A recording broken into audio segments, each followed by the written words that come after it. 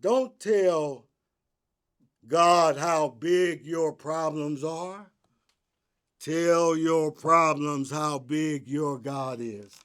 And so it's my delight to present Don't Tell God How Big Your Problems Are. Tell your problems how big and powerful God is. Will you help me to salute the life, the legacy of Joe Ford? It's a small world. It's a small world. I've been knowing this family. I'm asked his wife to come. We go back to Bethel Baptist Church, Dr. F.S. Stevens, well over 40 years ago. And so we're delighted today. Thank you. Thank you. Thank you.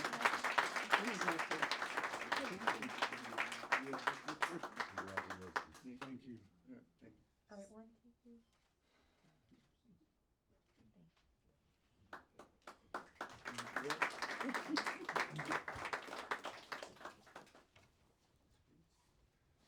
Wow. Okay. Good evening, everybody.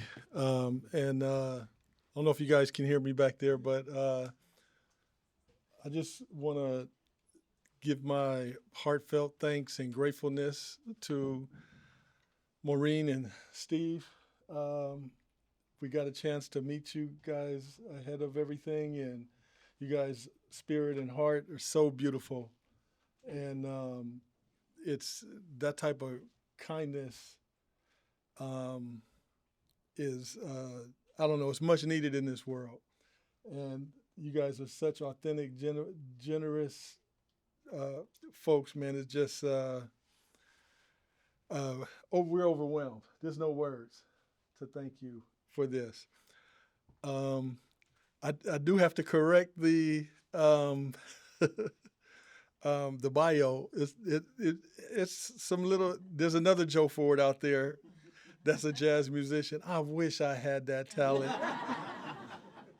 That is so funny. I've never. That's. Oh man, that's so funny.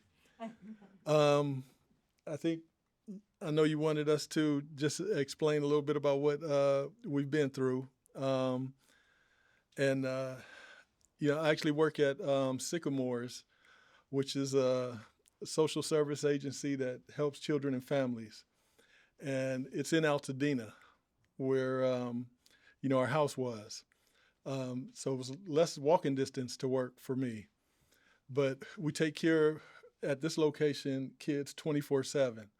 These are kids that where it's not safe for them to be at home. We take care of them and we work to get them back together with their family and mitigate the issues. So I say that to say on the night of the fire, uh, we got the notice at 3 a.m. in the morning where we live in Altadena, and it said to evacuate. So in this house, which my dad bought in 1964 for $15,500, he paid $95 a month mortgage for it. I was raised there in that house. We struggled in that house even at that time. He worked 3 jobs to keep a roof over our head. We rotated utilities growing up. If you guys don't know what that is, that's a good thing if you never had to do that. But sometimes you have the gas on, the lights on, but not all utilities at once. But that's how we grew up. But one thing we had is love and a commitment to help our community. And my dad taught us that because we always took folks in. And then as my dad got older and the house became a bigger burden, my wife and I, we met in college. And I didn't introduce my beautiful wife, Lerna, over here. Ooh. Yes, man, God bless me. But we met in college, and we got married, and we came and we took over the payments of the house and took care of my parents. And they both passed in that house. And so that house has such special meaning, um, like you wouldn't believe. And then we continued. Um, I worked at Boys and Girls Club for 16 years. I worked at another social service agency for 17 before coming to Sycamores. That math works out because I did both of those jobs at the same time. Um, but we've always had kids in our house. We didn't not part of the foster care system, but just taking folks in. So our house was like headquarters in the community. And Altadena is a small, close knit community. You've had to have heard that by now or know that by now. And so it was not just a loss for us, but it was a loss for so many kids that we've mentored over the years. We, I coached kids, took kids all over the country, playing basketball, and kids that never even been, past Colorado Street in Pasadena got to get on planes and go across the country. A couple of kids still playing in the NBA now from that effort. So I just say all that to really say what the house meant, but it wasn't just the house; it was the people, and our community is the people. Um, but I'll get back to that night. We got the notice, and my wife and I said, let's go. I got to evacuate. So we went to evacuate the kids and move them to another location. So it was my wife and I and 3 other staff because it was an overnight situation. And we took them to our Highland Park office. I had to drive the staff back to get their cars and make a couple of trips doing that. And by the time we got back to our street, both sides were on fire. And, the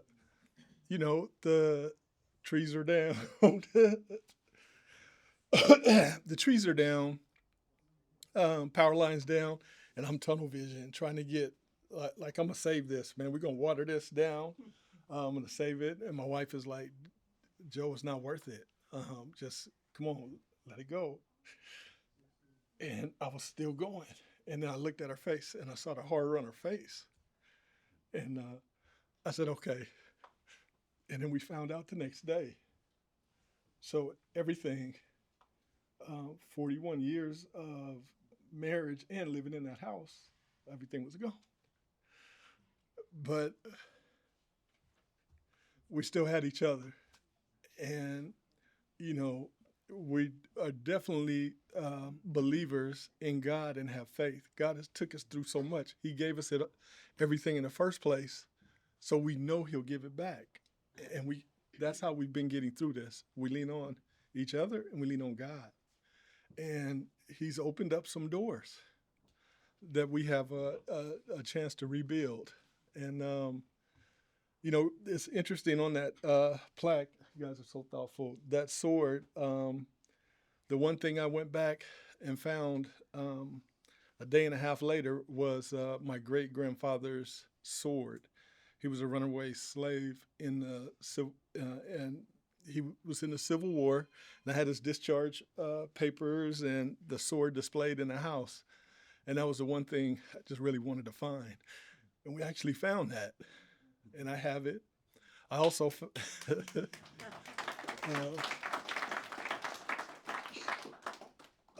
found a yard sign because everything else was just melted. And that yard sign said, "Don't tell God how big your storm is. Tell your storm how big your God is." And you guys were so thoughtful to put that on there. It just means so much. But we're getting through. Like, I get emotional talking about it because it means so much. But no, we are at peace, and we've accepted what we're going through, and it's taught us, as I was telling some folks earlier, that it's okay to accept help. So we're not used to that. We're used to being the ones, call Joe, call Lerna. Oh, you need this, or they know who to talk to this way. We're used to just being the one to help everybody. And we know that's what God was teaching us, that we have to learn how to accept help, and it's okay. So I don't know if anybody else is struggling with that or has been through that. It's okay to take help from people, because I was taught you don't take nothing.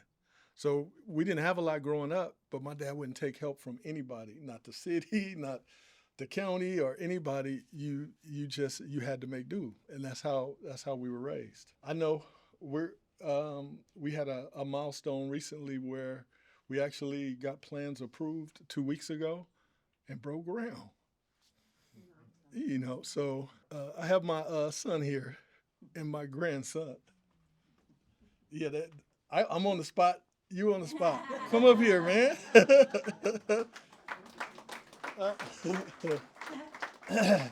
Oh, my grandson. Yes.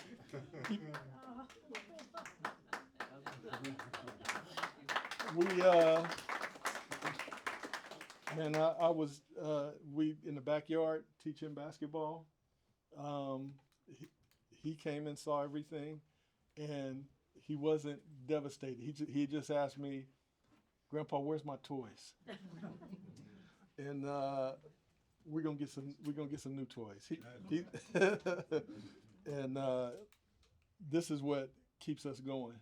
My successful son, who's a licensed marriage and family therapist, like, so proud of him. I have another son, lives overseas in France, and with 2 other grandkids. Man, God has blessed us so much. These material things that were lost cannot compare. So I know my wife is giving me the time limit. She knows I'm talk. But I appreciate it. Thank you guys. Thank you so much. Come on, guys.